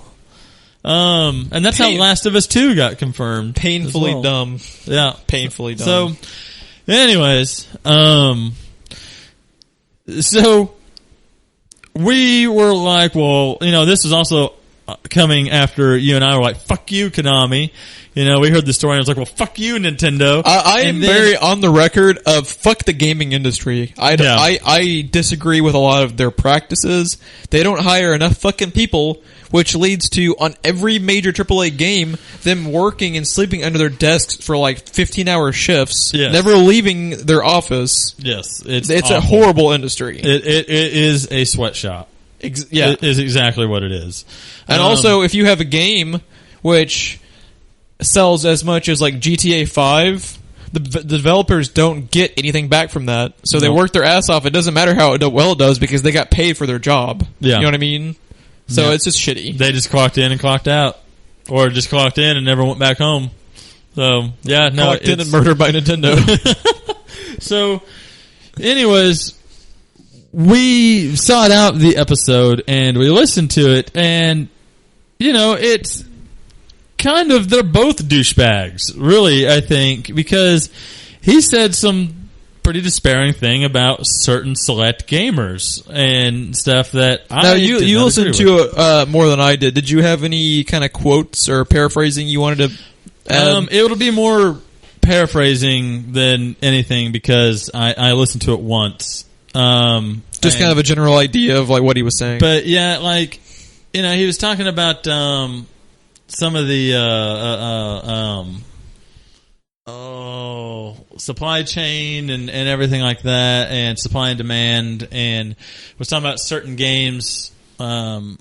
Basically, he even did it in a voice. He would be like, you know, gamers will ask, well, don't you like making money and stuff like that? And he kind of condescending. Yeah, exactly. And then he'd be like, well, of course we do. That's why we are a company, and that's why we don't make the game that you want, because you're a niche market. And he's like, you know, it would be stupid for us to do that instead of this. And like everything he said, I'm sitting here like, this is a guy that is over, you know, the American division of something as big as Nintendo? You're kind of wondering how did he get the job in the first place if he's stupid enough to be saying this. Yeah, like some of the stuff he said, I was like, you're kind of an asshole. You're kind of asking to get your family murdered by Nintendo. So, you know, it was kind of like, if they hired him, how many other versions of him are in Nintendo for me? And he was kind of putting out a bad image for Nintendo. I could really understand Nintendo wanting to fire his ass because he's on that podcast. Here's something that's very important. If you're listening, for some reason listening to us and you're in an important position somewhere, here's something that you should never, ever, ever do. If you're going to go talk somewhere, you know, and you're going to voice your own opinions, make sure that they do not put out that you work for a company or had the job that you do, because as soon as they do that, even if you are giving your personal opinion and make it clear it's your personal opinion, you are still representing that company. And they can put your name and title, you know, in there without your knowledge of it because you didn't explicitly tell them. And that is one thing you don't ever do. A person that you and I both worked for at one point was also head of he was also on the council of one of the local Star Wars clubs, and he did an interview at our place of employment in his stormtrooper uniform, but on the local news, and at the bottom though it had his name and his title for the Star Wars club, and not that he worked at that place, because anything he was saying, you know, he told them, do not put that I work here. Smart. Yeah. Smarter than this Nintendo. Covering it, you know, cover your ass is the thing you should always be concerned about. But, yeah, basically, this guy, no matter whether they're his personal opinions or not, was the voice of Nintendo in this podcast. Also, this was not live. He could have looked back on what he said and asked him to take shit out. Yes. Which he did not. So, yeah, it, I don't know. It's an interesting story. I don't know where I stand either way. My original inclination, which it usually is when it comes to the gaming industry, is that all of the studio heads are a bunch of assholes. Yeah. But, you know, I can see both sides of it now. Yeah. Originally, I was totally on his side until I listened to it. Yeah. So, which, I mean, at the end of the day, Nintendo doesn't give a shit. No. at all. They've had a license to print money for years. They have like 4 or 5. They don't by looking at their, their income. They have titles that are licenses to print money, but they can't figure out a gaming console after the Wii to save their lives. They have a license to print money. They can't figure out how to work the printer. That's a good way to put it. But yeah, speaking of potentially asshole game developers, we are back to Konami. Hooray, our favorite company. I love this story. Yeah, this is... this was one of those articles where as soon as you told me about it, it's like we were talking about this on the podcast. Yes. So, by now, if you play video games at all, you have at least heard about the Kojima Konami thing. And the most dickish move that you could ever hear, in my opinion, after a guy that has made you a fucking fortune, is to take his name off the box of his most recent thing just to stick it to him. The reason Konami is still a thing is because of HIDEO Kojima. Yes. Because of the 25 Metal Gear goodbye, games. Konami. Have fun with Flappy Bird and your mobile division. So... basically, what you need to know is, if you don't know, Hideo Kojima, for whatever reason, left Konami. And we know it wasn't good because immediately after he did, Konami removed his name from the Metal Gear Solid 5 boxes. And not only that, but I don't know if you heard, they removed his name from all of the original ones, too. Yes, they did. Which, why? Just a big fuck you. Just a big middle finger. Yep. Just to remind him that they own that property because he did it for them. Even though the only reason they have existed all these years is him. So, he's such a big deal that Guillermo del Toro. Yeah, said that, I don't want to do video games anymore because I wreck everyone's career, but I will still work with Kojima if he still wants to do something. So, he's kind of a big deal. He's one of the top 3 or 4 just and his fans names are fucking loyal. Yes. You piss off his fans, you have an army at your doorstep. The people who are fans of his have been fans of his for decades because he's been making Metal Gear games, amongst other things, for decades. So we've told you all of this to tell you this. Someone in Australia decided to say fuck you to Konami. And it was fucking majestic. What you need to do is go to IGN or just search on Google for Australian retailer Kojima. That's what I typed in, and it pulled up IGN. And here's a screenshot of a tweet in an Australian retailer store, which that looks a lot like a GameStop to me. But Kangaroo Stop. So Game Outback.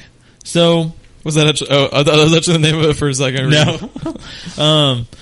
Someone tweeted this picture, and what it is an end cap full of Metal Gear Solid 5 games, and quite noticeably on a big yellow sign stuck to the front of the display is a Hideo Kojima game, like it would say on the back of the box, plastered to the front of the display. This man or woman, whoever did this, local freaking legend, dude. Seriously. Yeah, and the tweet, of course, is accompanied with, "Yeah, take that, Konami." So, and on a recent article we reported on about how basically Konami are a bunch of Nazis. If you remember when we reported on their JB Hi-Fi is the name of the. Okay. I prefer Kangaroo Stop, but I digress. I completely side with Hideo Kojima, even though we don't know all the details, because we got exact details about how Konami are a bunch of freaking Nazis, basically, in the way they run their stuff. So, I feel like that has a lot to do with it. This article right here is nothing but a giant middle finger to Konami, and I support 110% as many middle fingers as we can get. All the middle fingers that are aimed at Konami. So, you want to talk middle fingers? I've got one for you. Our segues are getting better, Ron. I'm telling you. That's how you know we're getting close to the end. Here's this. I don't even know what to say to this. Well, actually, I do. Microsoft That's about all you need to know about this article. Microsoft, wah. Yeah, so, okay. Windows 10 has been a savior to a lot of people. A lot of people that were stuck in the dystopian society that is Windows 8, including you. And you finally untied the rope that was around your waist and made the jump and climbed your way out of the pit and became Batman again. I was trying to figure out if that was a Rises reference. Windows 10, you know, it wasn't for me. I had it for about 3 days and said, fuck you, and went back to Windows 7. But which I had already read that odds are if I wasn't using Windows 8, I was not going to like Windows 10. So, and it was right. But, this was interesting to me. As it turns out, disc-based games, which would be games you still have to put a disc in your system to play, that are using either Securom or Safe Disk DRM, which is the digital rights management, the digital rights protection on the disc to keep you from making illegitimate copies of the game. If you followed the Xbox One debacle at all, you know exactly what DRM is. Exactly. Not compatible. Wah. And here, just to show you how funny and not funny this is at the same time. Granted, these are some older titles, but you would expect them to be because of the prevalence of Steam and everything now. Grand Theft Auto 3, BioShock, Mass Effect. One that I think is really going to be pissing off some people is The Sims, because those games don't really age per se. Sims fans are crazy. It's yes, I'm married to one, and Crimson Skies, and my personal favorite. Lest we forget the AAA monster that is the Microsoft Flight Simulator 2004 Game of the Year run. The Microsoft Flight Simulator is no longer compatible with the Microsoft operating system. Only Microsoft can make that happen.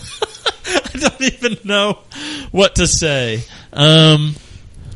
If you're running into any of these issues, I'm looking at an article on PC Advisor's website that actually tells you how to get these up and working. Throw your Windows 10 laptop out the window. I believe that is step one. Yes. But so I would Google, Windows 10 DRM, PC Advisor, something like that. It should be one of the top articles. It explains, what the DRM is and why this is happening on Windows 10, which apparently is because they changed the way security works in Windows 10. And that's basically all that it was. These DRMs, I guess, aren't really supported that much anymore. That's why it's older titles. But the big thing with Windows has always been backwards compatibility. So since they changed part of the way Windows 10 works, you're going to lose, of course, some of that backwards compatibility. But I just thought it was a fun little article to include, since apparently their own fucking games aren't working either. And to lose the colossus that is Microsoft Flight Simulator 2004. Dude, I'll tell you right now, though, there is a lot of old people that buy every single one of those and play them a lot. Yep. The one you never hear about is Train Simulator. They actually have a train simulator. You can go forwards or backwards, is my understanding. That's Microsoft's own game, though. That's the punchline. Yeah, we made fun of them, but I will say, though, being one of the people who did have 8.1, Windows 10 was a godsend. Not having to bypass that bullshit, horrible tablet-y interface just to get to the desktop was, just totally worth it on its own. What's actually kind of cool is it detects what you have. So if you have one of those convertible laptops that it's a tablet or a laptop, it will automatically detect and change the way the interface works. Yeah, well, that took him 3 years to figure that out. Yeah, thanks Microsoft. A lot fucking longer assholes. than it should have. But yeah, no. I'm just going to stick with 7, and if things don't improve to my liking after 10, I just may stick with Mac. Yeah, I mean, you're more plugged in with computers in general than I am, but I didn't honestly see that big of a difference between 7 and 10. But I barely use my computer, so I'm the wrong person to ask to compare them. So, but I also think you might have gotten just a shitty download because, like you said, yours didn't even have the control panel attached. Mine did. I could never find the control panel. I had to search for it. I'll have to show you my laptop to see if maybe you did get just a shitty, fucked up download, but I don't know. Well, it was supposed to be pros. I used Windows 7 Pro, so I had Windows 10 Pro. Yeah. So I don't know. Who knows? When I first got it, I mean, my computer's kind of old. I built it a while ago, so it's not as fast as some of the newer stuff or some that people are running, but for about the first day and a half of using it, it was ridiculously slow, and then just out of nowhere, it just popped. And mine was slow for about 20 seconds, and then it was amazing. See, and I don't know what that is. I don't know why that is. Why your system hardware I have differences? No idea. I don't know. But yeah, it just all of a sudden clicked and took off. But I guess all the articles I had read about people that had it before it released, they just all talked about like how big of a throwback it was to 7. And to me, I agree with them. It was very 7. And I said there was one article on CNET. I follow CNET a lot. And there was one article on CNET that said, if you're coming off of Vista or 7, you're most likely not going to like it. But he said he was sick and fucking tired of 8, and 10 was a godsend for him. That's where I fell. And yeah, he was right, as CNET is on a lot of things. So, in my opinion, but yeah, no, that's all we got. We got through a lot of shit today. We actually had 2 weeks worth of we're news. Under the 2-hour mark on it too. I'm impressed. I think that's pretty good for us, especially for 2 weeks worth of news. Hopefully, we won't have a wild animal attack again, and the podcast goes away for 3 weeks. So we should probably pimp out some of our stuff though. We are hopefully this weekend recording our second Let's Play. Yes, we should have a little bit of plug for that. We are running our Let's Plays under the professionally titled NPC. Or Nerdy Pathetic Casuals. Of course. For those of you that aren't in the know. Yeah, we will be doing... I will allow you to call... Five Nights at Freddy's 4. We're actually somewhat topical, kind of, maybe. If we did it when we originally said we were going to, it would have been topical. But if we would have been topical, we wouldn't be There Will Be Expletives. Well, you know our motto, overpromise and underdeliver. On that note, I'm Jeff. I'm Ron. And we will catch you guys next time.